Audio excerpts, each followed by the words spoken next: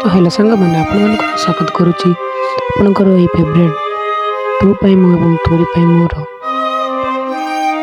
ଏଇ ଅନ୍ୟ ଗୋଟିଏ ସିରିଏଲକୁ ଆସନ୍ତୁ ଦେଖିବେ। ଆଗରୁ ଆପଣମାନେ ଦେଖିଥିଲେ ଯେ ରାମ ମେଡ଼ିକାଲରେ ଆଡ଼ମିଟ୍ ହେଇଛନ୍ତି ଏବଂ ସମସ୍ତେ ସେଠାରେ ଅଛନ୍ତି। ବର୍ତ୍ତମାନ ଆଇସିୟୁ ଭିତରୁ ଜେଜେମା ସିଏ ବାହାରକୁ ଝିକାଡ଼ି ଆଣି ଠେଲି ଦେଉଛନ୍ତି। ତାପରେ ଚିକି କହୁଛନ୍ତି ମୋର ଅସଲି ସିଆଇ ଆଇ ମୋ କଥା ଟିକେ ବିଶ୍ୱାସ କର। ତାପରେ ଜେଜେମା କହୁଛନ୍ତି କି ତୁ ମୋତେ 2 ଥର ଆଇ କହିସାରିଲୁ, ଆଉ ତୃତୀୟ ଥର ଆଇ କରିବାକୁ ଚେଷ୍ଟା କରିବ। ଏ ଅଧିକାର କେବଳ ଖାଲି ମୋ ସିଆର ଅଛି। ଆଉ ଯଦି ତୁ ତା ଅଧିକାର ଛଡ଼େଇବାକୁ ଚେଷ୍ଟା କରିବୁ ତାହେଲେ ଅନୁତାପ କରିବାକୁ ରେଡ଼ି ହୋଇ ରହିଥା। ତାପରେ ଏତିକିରେ ଜେଜେମା ପାଟି କରି ସିକ୍ୟୁରିଟି କେଉଁଠି ଅଛ, ଜଲ୍ଦି ଆସ, ସିକ୍ୟୁରିଟି ଡାକୁଛନ୍ତି। ଏତିକି ସମୟରେ ରାମଙ୍କ ମମି ବାପା କହୁଛନ୍ତି ମା ତମେ ଏସବୁ କ'ଣ କରୁଛ?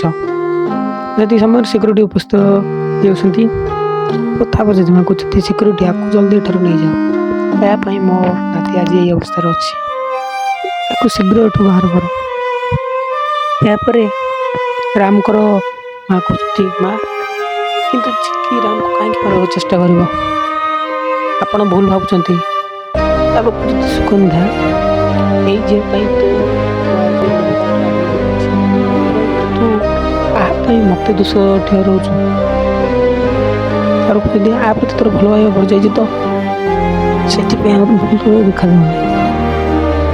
ତାପରେ କହୁଛନ୍ତି କିନ୍ତୁ ମୁଁ ମୋ ଜିଦରେ ଅଟଳ, ଦେଖିବା ଇଏ ଆଜି ଏଠାରେ କେତେ ସମୟ ରହିବ, ତାକୁ ଏଠାରୁ ବାଧ୍ୟରୁ ବାହାର କରିବି। ତାପରେ ସିଏ ସେଠାରେ କହୁଛି ତାକୁ ଜଲ୍ଦି ନେଇ ଚାଲ, ନହେଲେ ଏପରି ହିଁ ଆକ୍ଟିଂ କରୁଥିବ। ଏହାପରେ ସିକ୍ୟୁରିଟି ତାକୁ ସେଠାରୁ କରି ବାଧ୍ୟରେ ବାହାରକୁ ନେଇଯାଉଛନ୍ତି। ପରିବାର ସଦସ୍ୟ ଲୋକମାନେ ସବୁ ଅଟକାଅ ପ୍ଲିଜ୍ ଅଟକାଅ ବୋଲି କହୁଛନ୍ତି, କିନ୍ତୁ ଏବଂ ସିଆକୁ ସେଠାରୁ ଜବରଦସ୍ତି ବାହାର କରିଦେଲେ।